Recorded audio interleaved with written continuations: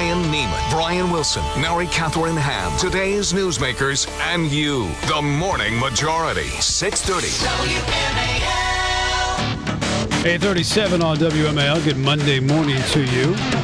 David Blaustein joins us, ABC News entertainment correspondent up in New York, where the New York Times reporting that Katie Couric's going to get a job with ABC News. Well, then she would have worked at all three of the major networks. Right. Blaustein, since you work for ABC News and since you're so close with Bob Iger, the head of Disney, I'm sure you have inside information. Yeah, what's the sure, scoop? In fact, Katie Couric is sitting right next to me. Would you like to say hello to her? Yeah, I would, actually, as a matter of fact. That would be great.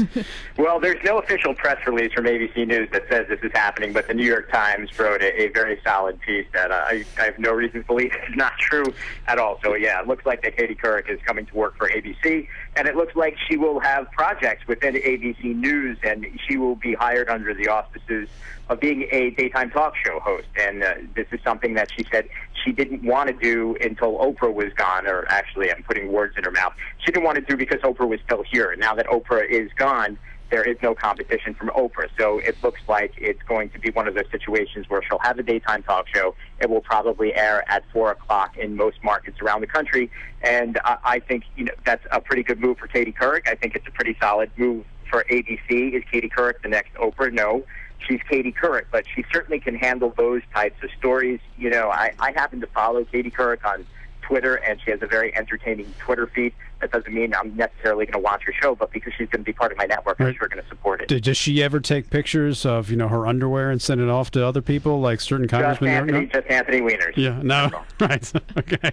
So what kind of show is it going to be? What kind of? Is it going to be a newsy show, or is it going to be a little bit more fluff? Is it going to be like an Oprah show? What kind of show is it going to be? I think it's probably going to be a little like Oprah, but with Katie's spin. I don't know if it's going to be as meta as Oprah was.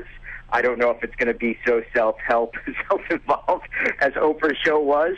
But Katie Couric, there's a reason why she's been so successful. Well, hold it. Has she really been that successful? Her numbers went down when she was the anchor of the CBS News. Well, more people watch her than you or I, so she's been pretty successful. It's all relative. She was certainly very successful when she was on the Today Show, and I think that is the type of thing that she's probably going to get back to, or it seems like, CBS has had an uphill battle for years. They've been mired in number 3 for forever, even when Dan Rather was there. Was it Katie's fault that she couldn't rise above?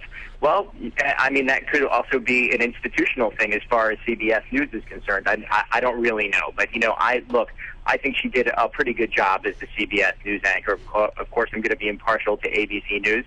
But I can't sit here and say that Brian Williams is a bad anchor, because he's a great anchor. And, Diane is great, too. And I think that Katie was fine as well. I just think this is probably a much better venue for her. It's impossible to predict if she's going to be successful as a daytime talk show host, because you just never know. Well, I think the real question is, has Ellen upped the ante, and does Katie have to dance at the intro of every show?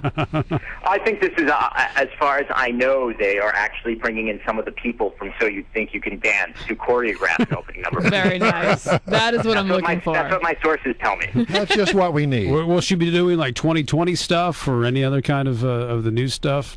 I think she's going to be doing an interesting allotment of stuff. I think that daytime talk shows realize that every once in a while they have to do something that's hard-hitting.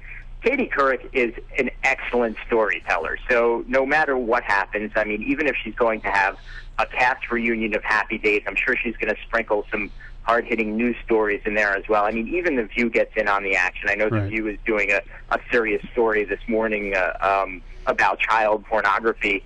So, and that show obviously could be very fluffy, and they could also have President Obama on, and maybe that interview's a little fluffy as well. Sprinkle the hard news on with the Happy Days when Ralph Mouth, what's it like growing up with red hair? But these are things we need to know. they are. All right. Did you happen to watch, or did you actually attend the MTV Music Awards last night?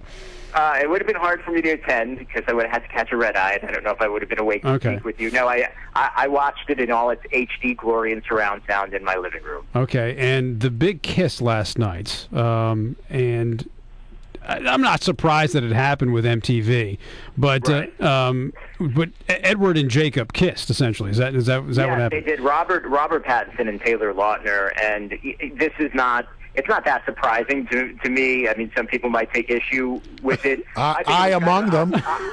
For me, it was kind of a cute moment. These guys are actors. That's what actors do. They don't really like each other in real life. Everybody in the world knows that Robert Pattinson is dating Kristen Stewart, his co-star.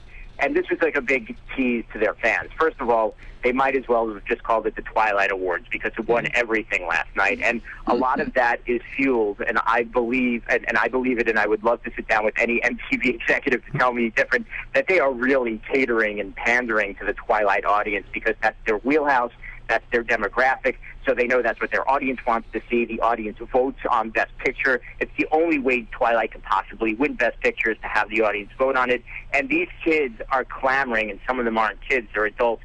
They want to see Robert Pattinson and Kristen Stewart win, and that's why they keep Kiss. That's why they keep giving them Best Kiss.